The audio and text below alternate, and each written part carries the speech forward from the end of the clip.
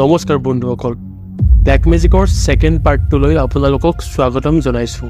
ইয়াৰে ফাৰ্ষ্ট পাৰ্টটোত মই আপোনালোকক ব্লেক মেজিকৰ 6টা বিশেষ পইণ্টৰ 3টা পইণ্টৰ বিষয়ে কৈছিলোঁ আৰু সেই পইণ্ট 3টা আছিল number 1 random voices of loud লাফিং এণ্ড ক্ৰাইং, পইণ্ট নম্বৰ 2 আছিল having bad luck in everything আৰু পইণ্ট নম্বৰ 3 আছিল having problem with remembering staff.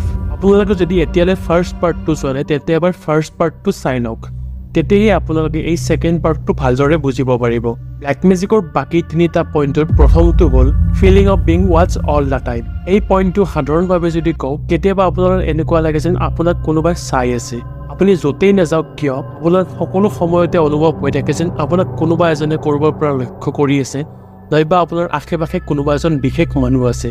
যদি দিনে দিনে এইবোৰ বাঢ়ি গৈছে নাইবা প্ৰায়ভাগ সময় আপোনালোকৰ এনেকুৱা লাগি থাকে, তেন্তে ইটছ ভেৰি পচিবল আপুনি ব্লেক মেজিকৰ চিকাৰ হ'ব পাৰে।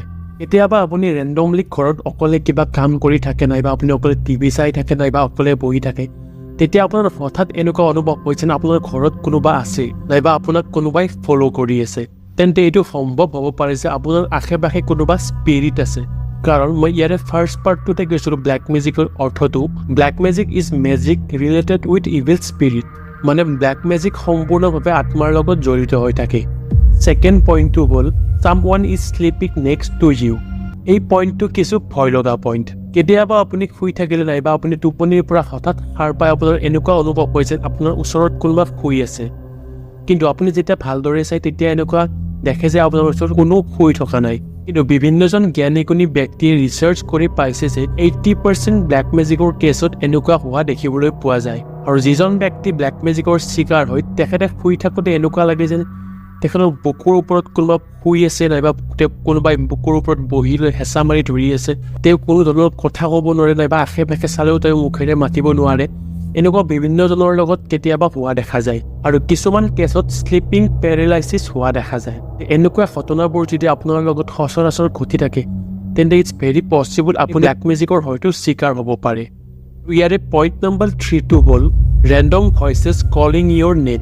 কেতিয়াবা হয়তো আপুনি ঘৰত নাইবা কোনোবা নিজৰ ঠাইত অকলে বহি আছে, নাইবা কিবা কাম কৰি আছে, তেতিয়া আপোনাৰ হঠাৎ এনেকুৱা অনুভৱ হয় যেন দূৰৰ পৰা আপোনাক কোনোবাই আপোনাৰ নাম লৈ মাতি আছে।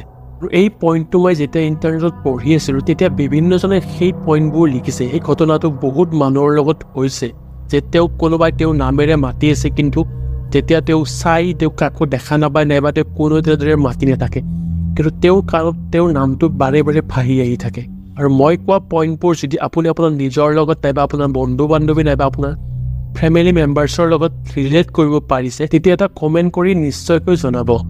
আৰু যদি এই 6টা পইণ্ট আপোনালোকৰ লগত নাইবা আপোনাৰ ফেমিলি মেম্বাৰ্ছৰ লগত বাৰে বাৰে হৈ আছে নাইবা ঘটি আছে, তেন্তে এইবোৰ অকণমান আপোনালোকে ছিৰিয়াছলি লোৱাটো উচিত।